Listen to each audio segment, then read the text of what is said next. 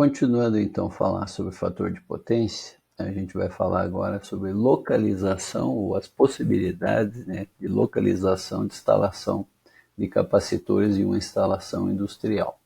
Bom, de maneira geral, a gente tem aqui 5 maneiras diferentes de fazer essa posição, essa correção então dos capacitores dentro da instalação para corrigir o fator de potência. E a definição ou a escolha dessas maneiras tem uma relação direta com o custo-benefício de cada uma delas. Então vamos lá. As duas, já pegando duas primeiras aqui, é onde a gente faria uma correção geral na entrada de energia, que aí pode ser tanto na entrada na parte de alta tensão ou média, né, no primário do transformador ou no secundário do transformador. Então, aqui a gente faria basicamente a correção que é vista pela concessionária, né? Então a gente vai lá, corrige lá na entrada da instalação, na alta tensão, melhora o fator de potência visto pela concessionária para ficar dentro dos limites que a gente precisa. Agora, internamente, a gente vai ter que enviar então o fluxo. Se a gente pegar aqui um diagrama, ó, a gente quer corrigir aonde? Aqui no primário do transformador, considerando que tem um transformador só. Então nós vamos enviar através do banco de capacitores aqui no primário, para dentro da instalação todos os reativos. Ou seja, nós ficamos com a questão então de todos os inconvenientes citados pelo baixo fator de potência. Quais os inconvenientes? Que nós vamos continuar então com a questão de circulação de potência reativa pelos circuitos terminais, a questão de liberação do transformador, a capacidade dos circuitos, nível de tensão, tudo isso vai ficar então dentro, vai ficar como inconveniente, porque a gente está enviando lá da entrada da nossa energia, como se fosse da concessionária, só que mais próximo, de um banco aqui no primário. A outra possibilidade que vem aqui é a correção, então, na entrada de baixa. Aí a gente já faz uma correção aqui, diretamente na baixa tensão, logo na distribuição geral de baixa tensão, né? Isso ajuda em que sentido, né? Normalmente a gente aí já começa a trabalhar com bancos automáticos de capacitores, porque a gente só consegue viabilidade técnica de bancos automáticos na baixa tensão. A média tensão fica inviável tecnicamente você ficar chaveando capacitores em média e alta tensão. Então aqui já começa a entrar os bancos automáticos, e aí a gente já tem então uma correção que pode ser feita de forma mais fina, vamos chamar assim, ou seja, mais distribuída ao longo do perfil de carga então da instalação, mas ainda assim, né, consiste que a gente não tem aí um alívio, quer dizer, uma redução sensível nos alimentadores de cada equipamento, que a gente está enviando então essa potência reativa aí por todos os alimentadores. Descendo um pouco mais, percebam, então a gente está caminhando em direção às cargas. Nós começamos o primeiro que a gente fez a correção aqui no primário, pode fazer, secundário, e agora vamos aqui, ó, imaginar que a gente pode fazer uma correção por grupos de cargas. Como assim por grupos de carga? O capacitor é instalado de forma a corrigir um setor, um conjunto, normalmente de pequenas cargas. E aqui pequenas cargas na prática acaba sendo motores aí abaixo de 10 CVs. Então, se a gente pegar, seria esse caso aqui, ó. Esse painel aqui, ó, seria uma correção aqui por grupo de cargas. Aqui estaria a indicação do capacitor, aqui seriam as cargas, né, pequenas. Então, a gente teria aqui um capacitor que faria o quê? Faria a correção desse grupo de cargas aqui, né? A desvantagem aqui é não diminuir a corrente nos alimentadores. Então, cada alimentador aqui continua levando a sua corrente nominal, porque o capacitor está enviando isso para o barramento e depois a energia reativa, a potência reativa é distribuída pelas cargas. Outra forma aqui, localizada. Então agora nós vamos descer mais ainda, que é esse daqui, ó. A gente fazer então de forma localizada. De forma localizada, o que a gente tem aqui, ó? A gente atende cada carga ao lado da sua necessidade, com um banco de capacitor. Então, do ponto de vista de correção, é o melhor cenário, né? Porque a gente reduz as perdas energéticas em toda a instalação, diminui a carga ali nos circuitos de alimentação, gera uma potência reativa somente onde é necessário. Porém, a gente tem aqui uma distribuição de capacitores ao longo de toda a instalação. Então, essa localizada, ela vai em sentido contrário da potência aqui do grupo de cargas. ou seja, aqui já é tecnicamente e economicamente viável para potências maiores, para motores, equipamentos maiores, né? E quanto que é o maior aqui? Normalmente acima de 100 CV, né? Com cargas acima de 100 CV já justificaria então um cenário de correção localizada. Bom, então agrupando, voltando, a gente pode ter na entrada, pode ter na baixa, e aqui ó, um conjunto então de capacitores fazendo a correção aqui geral na baixa tensão, e normalmente aqui com banco automático, né, tendo uma controladora. Depois temos aqui um grupo de cargas, correção por grupo de cargas, e a correção individual. E aqui ó, você já percebe na combinação aqui entre as possibilidades, porque que dentro de um sistema a gente tem essas três situações aqui. Porque a última aqui é exatamente a combinação delas, e é o que acaba acontecendo mais nas situações práticas, que é uma correção mista, né? Então, o que seria essa correção mista aí? Buscando os melhores aspectos técnicos, práticos e financeiros, né? Práticos por quê? Por um lado também, se a gente começar a encher de capacitores ao longo da instalação, são mais equipamentos para fazer manutenção, para fazer troca, substituição, sobressalentes. Então, existem também os aspectos aqui práticos, técnicos e financeiros. E aí a gente busca a melhor solução para isso. Então aqui ó, um exemplo, por exemplo, de critérios para uma correção mista. Instalar um capacitor fixo diretamente no lado secundário do transformador. Seria aquela correção mais grossa, vamos chamar assim. A primeira correção já no ponto de vista aqui limitado ao barramento aqui para fazer a primeira correção aqui geral da instalação, que seria para o mínimo necessário da instalação. Bom, aí nós vamos descendo, né? Os motores de aproximadamente 10 ou mais, aí corrige-se localmente. 10 ou mais, então na prática não, a gente vai buscar sempre motores maiores, né? Porque a questão aqui é a quantidade também de capacitores e depende de cada sistema elétrico. Tem sistemas elétricos que optam em não instalar capacitores no campo. Todos os capacitores são instalados em salas elétricas, fechados, com controladores automáticos, embora a gente não tenha os ganhos aqui das correntes, dos alimentadores, mas a opção é fazer um controle centralizado. Então, ok, mas aí poderia ser, então, para os motores maiores, a gente ter essa correção local. Motores menores, correção por grupo, de novo, aqui uma referência, né, 10 CV, mas dependendo do sistema, opta-se em fazer a correção agrupada por potências maiores. As redes próprias de iluminação, com lâmpadas de descarga, novamente, se tiver a situação de lâmpada de descarga, né, corrige-se na entrada da rede, ou seja, lá naquele quadro. E na entrada instala-se um banco automático de pequena potência para equalização final. Então, essa seria uma metodologia aqui, ó. Aí, se o que você conseguiu corrigir aqui por grupo, teve um fixo aqui, e ainda um outro para fazer aquele ajuste final, aquela equalização final aqui da energia, da potência reativa necessária.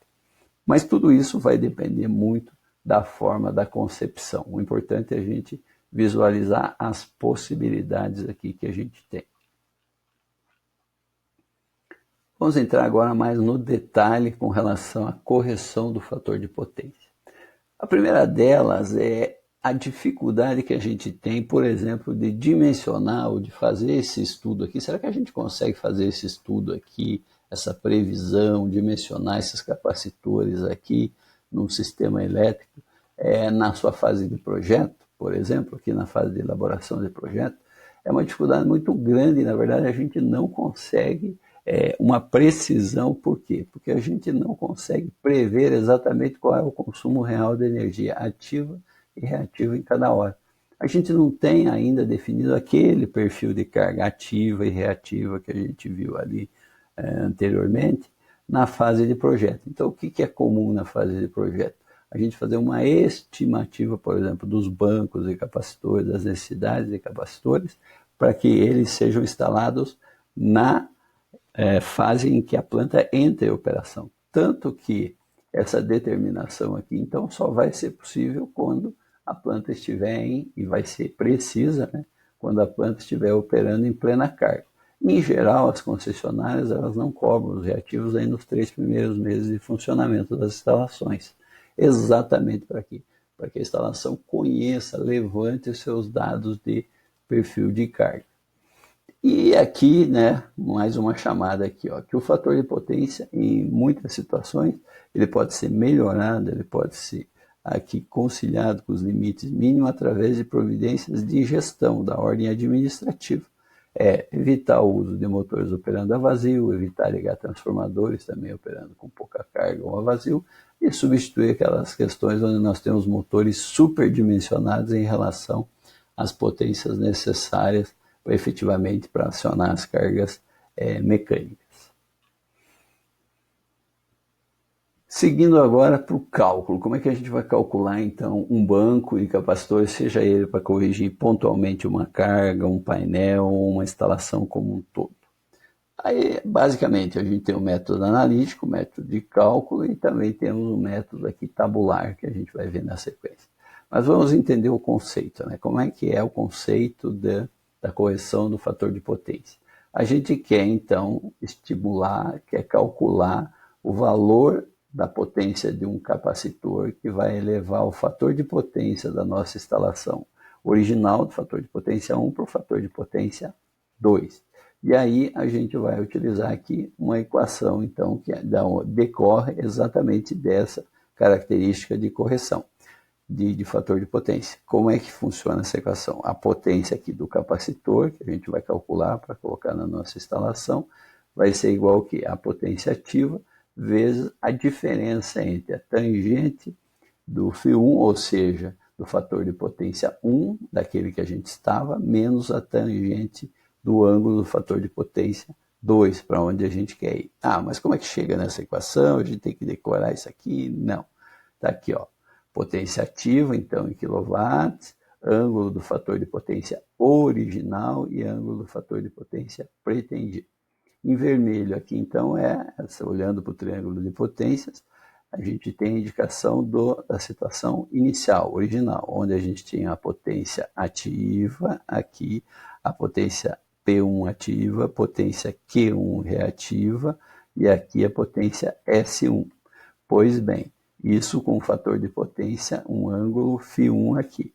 Se a gente vai fazer uma correção, a gente quer reduzir a parte o quê? Compensar a parte reativa indutiva, colocando um capacitor. Então, se a gente colocar um capacitor aqui, por exemplo, se a gente colocasse um capacitor de potência igual a Q1, a gente eliminaria toda a potência reativa indutiva, ou compensaria toda ela através do capacitor. Com isso, nós teríamos o quê? Um fator de potência igual a 1. Mas para qualquer outro valor de fator de potência, que seria a situação 2 aqui, ó, o ângulo do fator de potência pretendido, o que nós temos então? Nós vamos reduzir o ângulo aqui, o φ2, com isso nós vamos ter um Q2 menor. Por quê? Porque o capacitor vai fazer essa parcela, que é o que a gente quer calcular aqui.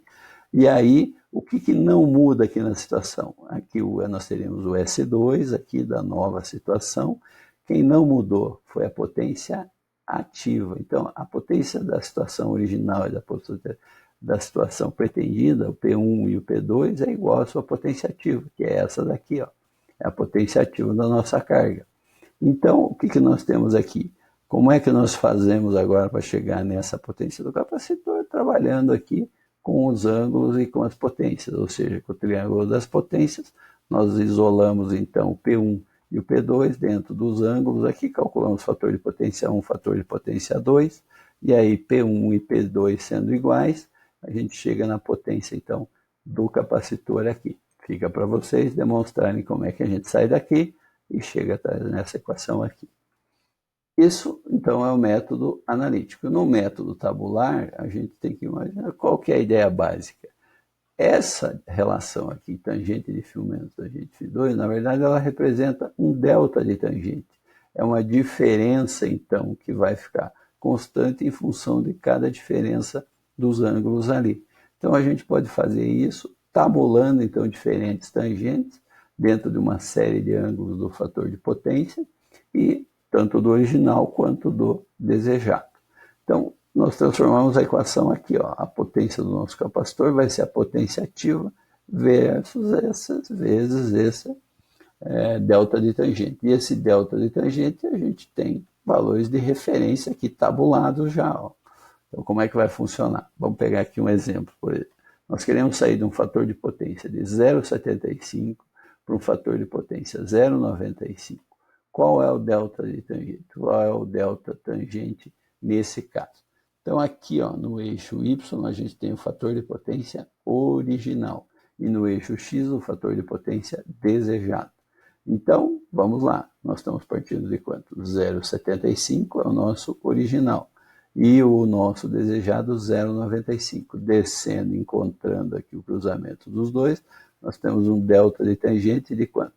0,553. O que isso nos indica? Que a gente utilizaria agora, a gente só precisaria conhecer a potência ativa daquele ponto que a gente quer corrigir, multiplicando por esse delta de tangente, a gente chegaria aonde então? Na potência do capacitor, que seria a mesma linha daqui, só que aqui fazendo através do método analítico.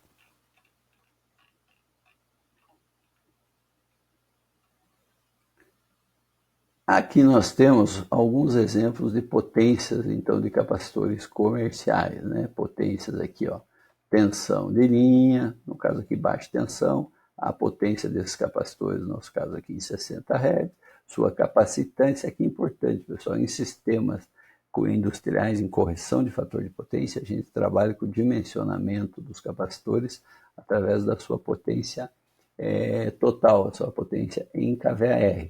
Ou seja, muitas vezes, principalmente na parte de eletrônica de potência, a gente usa capacitância como especificação, mas aqui a gente vai trabalhar com potências, né? Tanto que as nossas equações aqui trabalham com a potência do capacitor. Então nós temos aqui alguns exemplos, ó, o capacitor de 220, algumas potências aqui de referência, 380, 440, só para a gente conhecer então aqui algumas referências de valores comerciais. Aqui uma questão importante sobre capacitores instalados junto a motores. Como assim junto a motores? Logo nos terminais do motor em paralelo ali com os motores na área. Então, qual que é a questão importante? Que a potência capacitiva a ser instalada não deve ser maior que a potência reativa consumida pelo motor a vazio. Como assim? Quer dizer o seguinte, se a gente vai instalar um capacitor junto ao motor, a gente tem que avaliar a sua potência reativa consumida a vazio. O risco aqui é qual? É a gente colocar numa situação uma potência capacitiva maior que a potência reativa a vazio do motor. Esse motor então entra na condição a vazio, sai a sua carga no eixo, e aí com isso, sendo a potência capacitiva maior que a reativa do motor, ela vai tornar a instalação ou os próprios enrolamentos do motor numa situação capacitiva.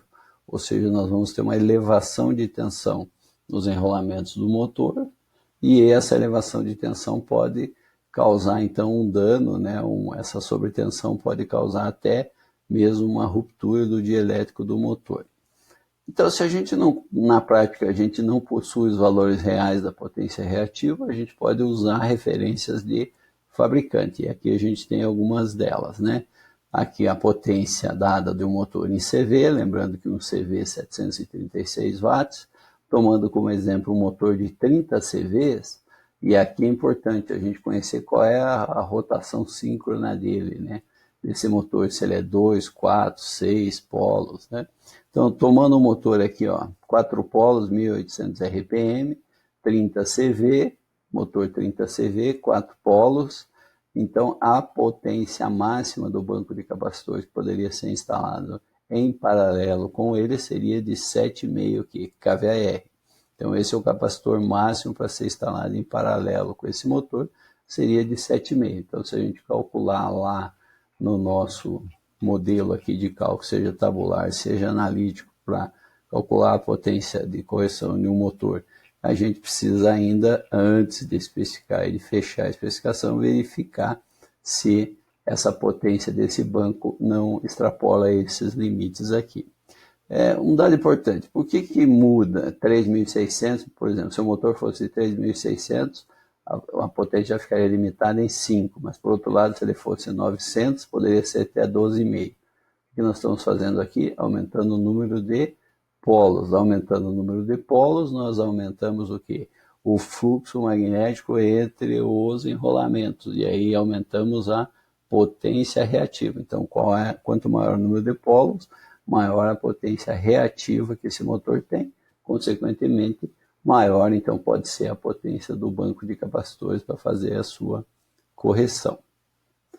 Fechando, então, essa parte, na sequência a gente vai tratar sobre o dimensionamento de equipamentos de manobra, controle, proteção e os condutores, para a gente fazer a ligação de capacitores de potência. Isso no próximo vídeo.